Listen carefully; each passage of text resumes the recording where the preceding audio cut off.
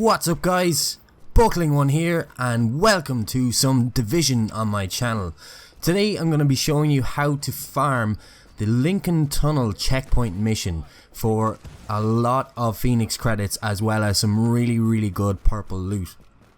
It's really simple. As you can see here, all I'm doing is I've got to this particular stage of the mission where I have to take out the boss, and you just run up to that truck and move around the corner in cover, and while you're moving just do a tactical roll and you'll actually breach outside of the gates there. And then as you see here, all you need to do is just kill Finch. He's the boss.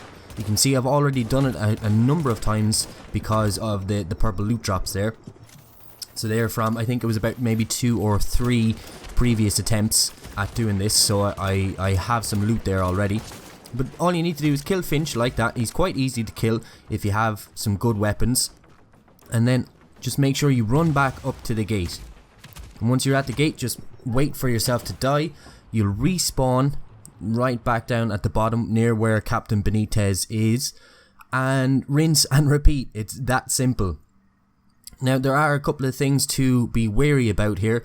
The number one thing is make sure that you do not die while you're actually outside of the gate, outside the respawn area, because you'll actually end up respawning back at one of the safe houses and you'll have to run through the mission all over again.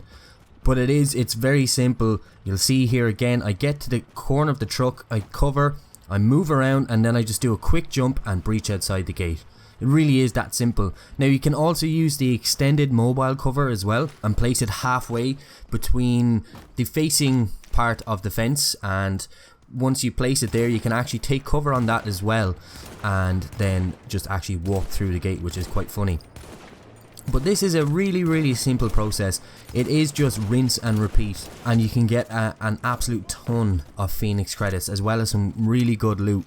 Now I haven't seen any yellow drops from this boss just yet, but he does drop purple drops, and that's, you know, you can, if they're not that good, if the weapons or the gear isn't that great, I mean, you can always break them down for parts as well, for crafting parts for your high-end yellows. You'll get an absolute ton of them as well. As you can see here as well, I am running this solo, but you can actually run it with a group as well. The way to run it with a group is to just have one person breach outside, and then the next 3 just die, and then 2 of those 3 will respawn on the person that is outside. They'll fast travel to the person that's outside, and then the last person will run up and instigate the fight with the boss, and then everyone proceeds to kill the boss and then get the loot, rinse and repeat, etc. Again, it is very handy.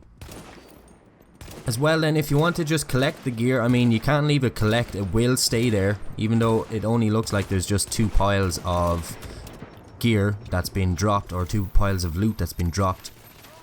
It will actually stack on those 2 loot piles, so you will see that there will be an awful lot of loot. You'll probably have to empty your bag every now and again, deconstruct some items just to make sure that everything fits, but it does all stack, so don't be worried. I got kind of worried the first time I did this because I was like, he's not dropping any more loot, but he actually was. There'll be a little plus sign underneath where you pick up the loot, and that will then enable you to take as much loot as you can, then deconstruct it or do whatever you want with it, and then take the rest of the loot as well. Or you can pick and choose as well which loot you actually want. But you can see here how easy it is as well. I mean, I'm just rinsing and repeating this.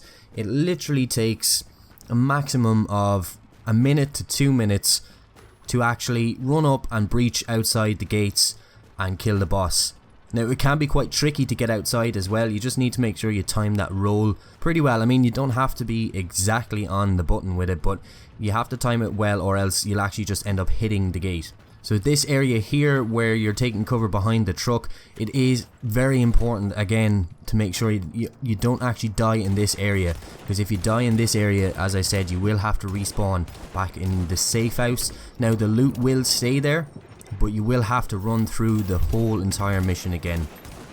Now another thing that you can do is, I'm doing this on hard, but if you were to do this on challenging, with a good group as well, I mean, I'm sure the loot would be an awful lot higher as well, which is, you know, that's exactly what we want to do when we do these farming methods, is to actually get the best loot that we can. I'm sure that if you do it on challenging, that he will actually drop yellow items as well. Now you can see here that I had 215 Phoenix credits, and I'm going to run up now in just a moment, and I'm going to actually collect the Phoenix credits and as much of the loot as I possibly can.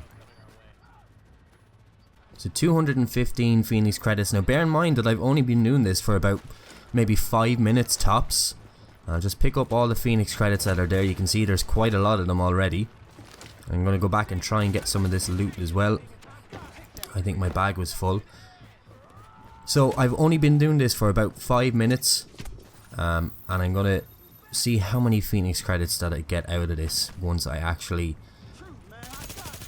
get outside. Just kill that baseball bat guy. So this is what I mean about how it can be a little bit tricky as well, just to get up there or get outside the gate. But there we go, I'm outside.